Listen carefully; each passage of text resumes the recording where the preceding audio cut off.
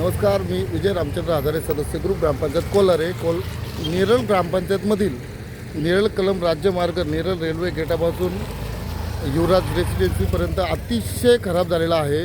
या रस्त्याचं काम करण्याची मागणी मी वारंवार कार्यकारी अभियंता तसेच वरिष्ठ अधिकाऱ्यांकडे करत आहे, परंतु हे रस्त्याचं काम सुरू केलं तेव्हा येथील जे जागा मालक आहेत सूर्यकांत संचे व शिंदे यांनी त्यांना त्यांच्या जागेचा मोबदला मिळावा म्हणून विनंती केलेली आहे, अर्ज केलेला आहे शासनाला।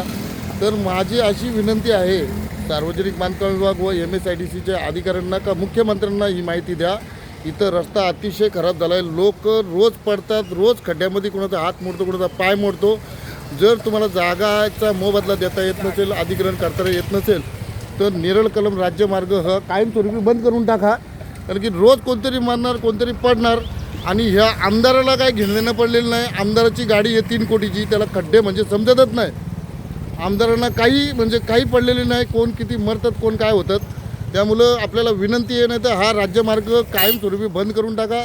इथं मोठं आंदोलन केलं जाईल ना, पूर्ण रस्ता बंद करून टाकला जाईल, कारण की 200-300 मीटरच्या रस्त्यासाठी लोकांना रोज इथं खड्ड्यातनं जायला लागतं आहे। तर त्या जे शेतकऱ्यांची मागण्या आहेत, ज्या शेतकऱ्यांनी मागण्या केलेल्या आहेत त्या पूर्ण करा व रस्त्याचं अधिग्रहण करून त्यांना मोबदला द्या। नसेल जमत तर नेरळ कलम राज्यमार्ग कायमस्वरूपी बंद करून टाका, ही विनंती।